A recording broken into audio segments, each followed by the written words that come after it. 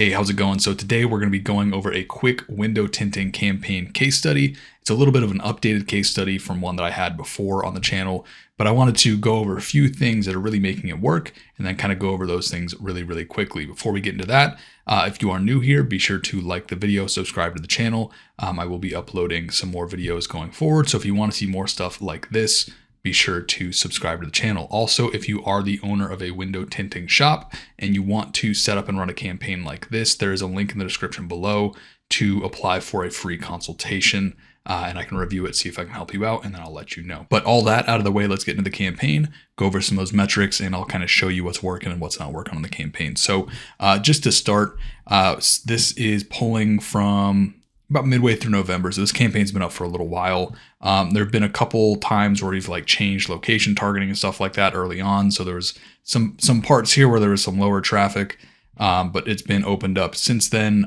We've also upped the budget, I think, a couple of times over the course of this campaign. But just to run through the numbers, about $5,300 in, 7,700 impressions, click-through rate sitting about at 10%, which is pretty solid.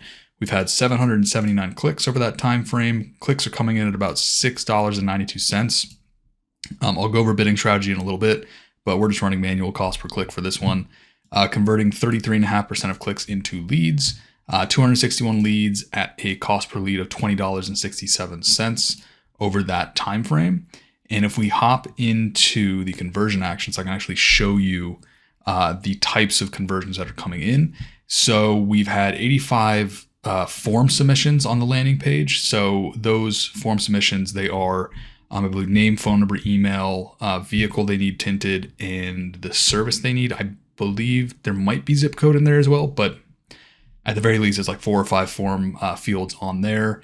And then the phone calls, we've had 95 phone calls from the landing page itself, and then 81 phone calls from the call extension lead on the ad. So it's really important that you have that set up. It's kind of similar to just like a call only ad where somebody just tap on the ad on their phone and call it.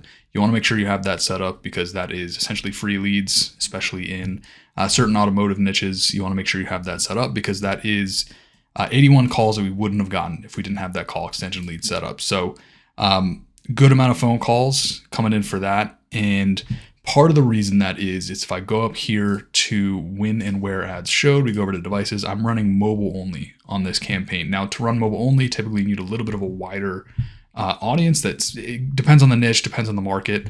But usually on a lot of campaigns, I like to cut out computers just because a lot of the times you're going to get more phone calls on mobile. Every market can be a little bit different. You want to make sure everything is mobile responsive. You want to make sure everything is working really well on a mobile device. It's going to help you get more phone calls, get more leads, and obviously going to help your business in the long run. So really quickly, like I said, I'm running just manual CPC on this campaign. The reason for that is, normally what I do is I'd get clicks and then I'd go over to some kind of like conversion-based bidding strategy.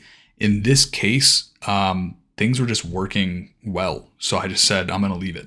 And the numbers are good enough. The data is looking good. And I was like, if it's not broke, don't fix it. At one point, I did try testing out a conversion-based bidding strategy. The cost per click got pretty high and it wasn't really making a big difference in terms of cost per lead. So in this case, I just opted to keep it manual cost per click. So this is sort of a case study in like, you don't have to go conversion-based bidding strategy. I think what really matters with that is what is your daily budget. That's a big thing that I've found over the past couple of years of conversion-based bidding strategies is if your daily budget is a little too small and the cost per conversion is a little, closer to what that daily budget is, sometimes Google can kind of, I guess, sort of struggle a little bit. I'm sure other people have other data around that, but that's sort of what I've experienced is sometimes the daily budget really plays a factor in if conversion-based bidding is going to really excel. But like I said, in this case, it was manual. It worked well. And I mean, just looking at the keywords, 36% conversion rate. That's good. That's working. I don't want to break that and go to like a conversion-based bidding strategy. But there's a few things that you really want to have in place, not just in this niche, in any niche, when it comes to running Google Ads. If you want to have success, the number one thing is you got to make sure you're getting the right traffic. So that's going to come down to a handful of things. But mainly, first things first, you obviously want to select the right keywords.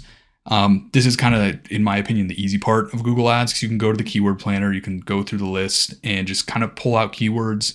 window tinting near me, window tint shops near me, car window tinting, tint near me, tint places near me, tint near me, all that kind of stuff.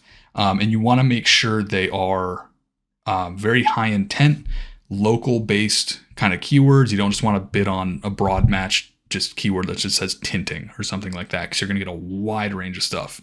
So you want to make sure you're choosing the right keywords, choose high intent keywords, use match types. So I use phrase and exact in some cases. For some campaigns, I'm just going exact only, because phrase match has gotten wild over the past year or so. It's just essentially broad match at this point. So you want to make sure you're choosing the right keywords. And then on top of that, you want to make sure you're building a negative keyword list. So before I launch any campaign, I go through, I just start looking for competitors. I start going through the keyword planner to find, other types of keywords that I want to exclude from the campaign. And what this is going to do is going to save you a ton of money, a ton of wasted clicks, and it's going to help dial in that traffic, because ultimately what you want is, if we go into the search terms report, you want to have clean traffic first and foremost. If you don't have clean traffic on your campaign, it's just not going to work as well as it could.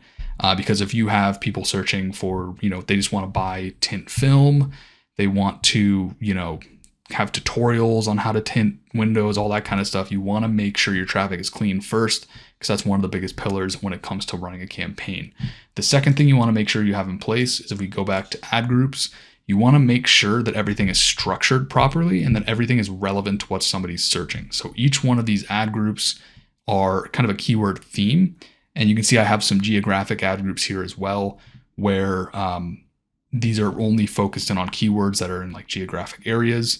And what you want to do is, obviously in window tinting, you want just window tinting keywords, and then you want to have window tinting ads. And then when somebody clicks on that ad, they go to a window tinting landing page. So that's really the second biggest thing here, is having that relevance, making sure your campaign is structured properly, and making sure if somebody searches window tinting Hampton, for example, or window tinting Newport News, or whatever your specific local market is, you want to show them an ad that says, hey, we do window tinting in insert location. Or, if you do residential or commercial, you want to have an ad that says residential window tinting. And then they click on that, they go to a landing page that's relevant to that. And that is huge for not only helping your conversion rate, but also your click-through rate. Improving this number right here, one of the easiest things you can do is just make sure that everything is relevant to what somebody's searching. And then one of the final things you want to keep in mind when it comes to running any kind of campaign on Google is you want to make sure that you're sending that traffic to ideally a landing page, but at the very least an optimized page that is designed to actually convert somebody into a lead, because that is going to help your conversion rate right here. So this number, conversion rate, is the number of clicks that actually turn into a lead. The higher this number is, the lower this cost per conversion is going to be. And ultimately, we want to keep this cost per conversion in a solid place, because if this number gets too high, this is our cost per lead, you're just not going to be making enough money. So we want to keep this cost per conversion as low as possible, essentially $20 for a phone call or a form fill. And it seems, just going back to the other data, like 2/3 of the leads roughly are phone calls. So you want to make sure that you keep this number dialed in. One of the best ways to do that is to make sure your conversion rate is sitting at a good spot. There's a lot of other things that go into it, but really like 80% of getting a better conversion rate on any campaign, send traffic to a very well optimized page, ideally a landing page, and you'll boost that conversion rate up, and then ultimately see that cost per conversion come down. So that's pretty much it for this video. I wanted to go over this case study really quick, kind of go over a few points that should help you out to get better results when it comes to Google Ads. And again, if you want to see more videos like this, other tutorials, helpful information, make sure to like the video, subscribe to the channel. And again, if you do own a tint shop and you want to get more leads, you want to have more phone calls coming in, be sure to go and click on that link in the description below for a free consultation. When you send it over to me, I'll check it out. I'll see if I can help you out. And if I can, I will let you know. So yeah, that's pretty much it for this video. If you want to see more like it, be sure to like and subscribe. Comment below if you want to see anything else. And I hope to see you in the next video. Thanks.